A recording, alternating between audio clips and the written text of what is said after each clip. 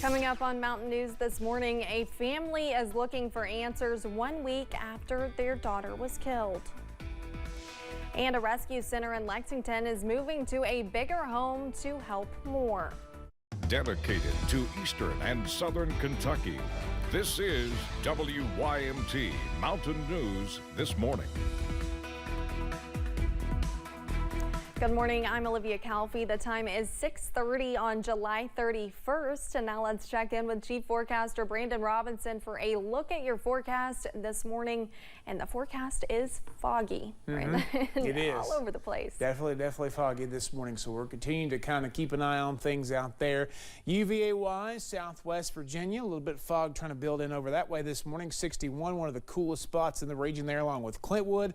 72 Monticello, 68 Somerset, 67 Jackson, 65 Pikeville and Grundy, 65 also London, 66 in Prestonsburg and Ashland, and 63 in Logan this morning. Day planner for you. Fog gives way to sunshine mixed with a few clouds. It'll be a stray chance for a passing shower this afternoon in the heat of the day. Only 84 today though. Dew points could stay a little bit high, so it might feel a bit muggy out there today, but not as bad as it has been by any means. And by 8 o'clock, start cooling down again, and we'll get back into the 70s. Looking ahead, so long July, it's the last day, a fairly nice few days coming up, and then storms will return later this week. We'll talk more about that coming up in just a little bit. Olivia? Brandon, thank you. 2 people were shot and killed in Richmond Saturday night. Police say it happened just after 10. Officials believe it all started with a domestic dispute between one of the victims, 24-year-old Michaela Walker, and her boyfriend, 24-year-old Stefan Leroy, Bakersville. Police say the second victim, 33-year-old Warren Bowman, was a witness who may have attempted to intervene. Both victims were dead when police arrived, and the suspect had fled the scene on foot. Officers in Richmond spent several hours searching the area before finding Bakersville. He's been charged with 2 counts of murder and tampering with physical evidence. A 9-month-old baby is dead, and the child's father is now being charged with assault. Lexington police say early Tuesday morning they were sent to Whitley Avenue for a welfare check after a baby was taken to the hospital with life-threatening injuries. Officers believe the child was assaulted by her father. 28-year-old Saeed Malik Kawan Epps was arrested Wednesday around 6:30 yesterday morning. The Fayette County coroner says Saikia Epps was pronounced dead, and it has now become a homicide investigation. He remains behind bars at the Fayette County Detention Center. The family of a murdered WKU student is calling for justice. Police say last Sunday, Ayanna Morgan was shot multiple times at the Muse apartment complex in Bowling Green. She was airlifted to a hospital in Nashville where she later died.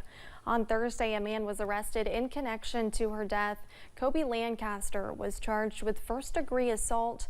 The Bowling Green Police Department say they are still searching for the man suspected of killing her, Malik Jones. The family says Ayanna was full of promise. She was on the right track. She was doing everything that she was supposed to do.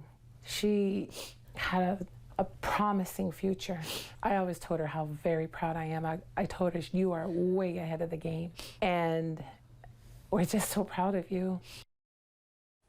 WKU is planning a candlelight vigil in honor of Morgan next month.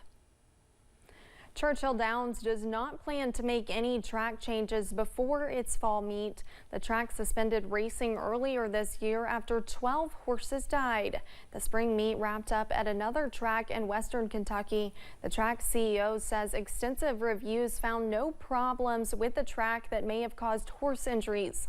Racing picks back up September 14th.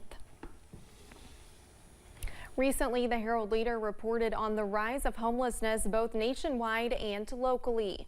For folks at the Lexington Rescue Mission, the recent rise in homelessness in the Lexington metro area is certainly felt. The 2023 Lex Count reported a 25% increase in homelessness for single adults, as well as a 53% increase in homelessness for youth ages 18 to 24. In order to meet this growing problem head-on, the Lexington Rescue Mission is expanding into a new facility, hoping to meet more of the community.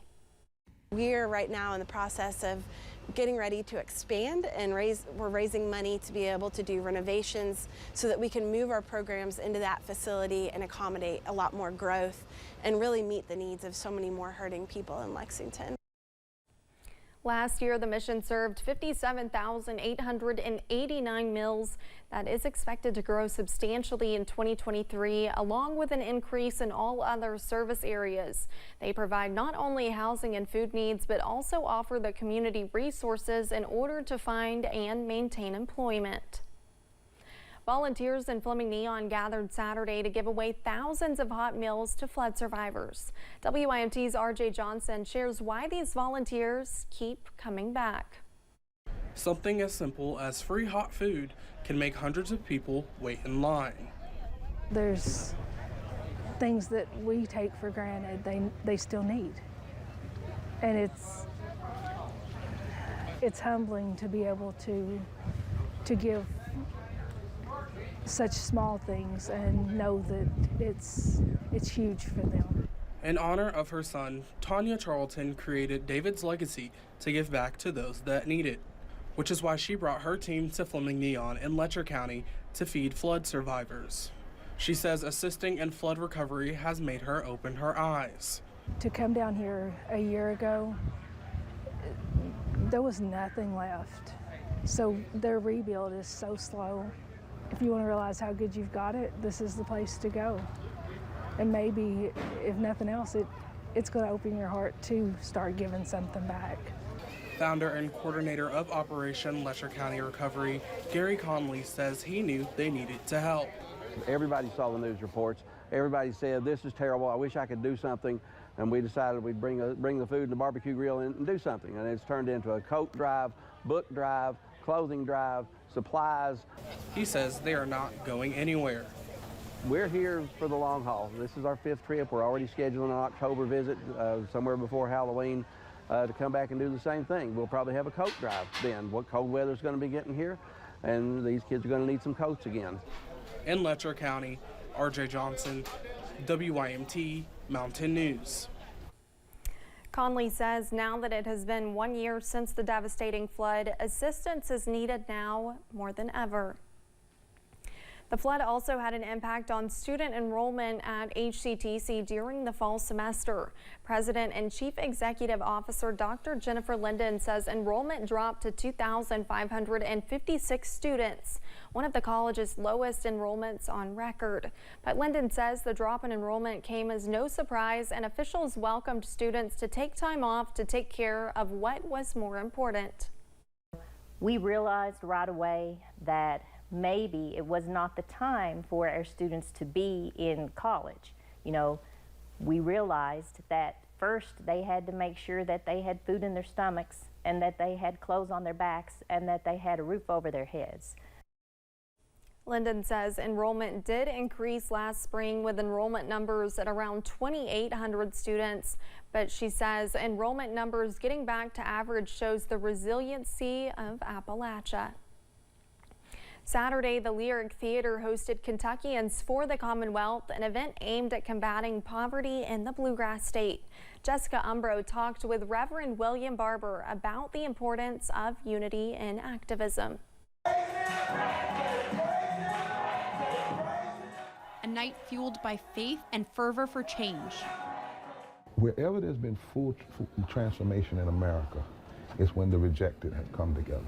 Reverend William Barber, who was once banned from Kentucky's state capitol, speaking at the annual meeting of Kentuckians for the Commonwealth and on behalf of the Poor People's Campaign, demanding elected officials better financially help their constituents and that their constituents speak up for others with empathy. When you get up better. You get up with a bigger heart. You get up with more compassion. Reverend Barber spoke with the crowd extensively about Kentucky's central importance in the advancement of civil rights. Now he's calling on all Kentuckians to coalition around policies that will help those who are struggling financially, including raising the state's minimum wage. We've not raised the minimum wage for 14 years. 14 years. Everything else has gone up. Prices have gone up. Productivity of workers have gone up. Congress people's salaries have gone up. Workers, low-wage workers, have stayed the same. This year's meeting focused on uplifting the voices of BIPOC Kentuckians and facing existing structures that have hindered the ability for all Kentuckians to succeed. Because we come up through a white supremacist structure, that we really have to reckon with matters of race in order to advance toward that goal. In Lexington, Jessica Umbro, WKYT.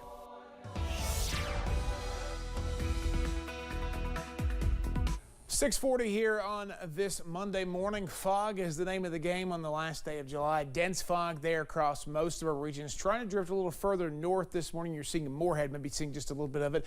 Dense fog advisory for most of eastern and southern Kentucky until 9 a.m. You can tell the cutoff is basically the Mountain Parkway. So north of that, not seeing as much fog. South of that, seeing quite a bit of fog. And that's also scooting over into southwest Virginia. So if you're traveling across the region this morning, just give yourself plenty of time to get back and forth. Coolest spots in Clintwood and Wise at 61, 72 Monticello. The warm spot, a lot of mid to upper 60s out there across the region this morning. Your outdoor forecast is going to feature temperatures that top out in the 80s this afternoon. Shouldn't be as warm, still might be a little bit muggy, but a good day to be doing things outside. Watch out for a stray shower a little bit later on today. Olivia?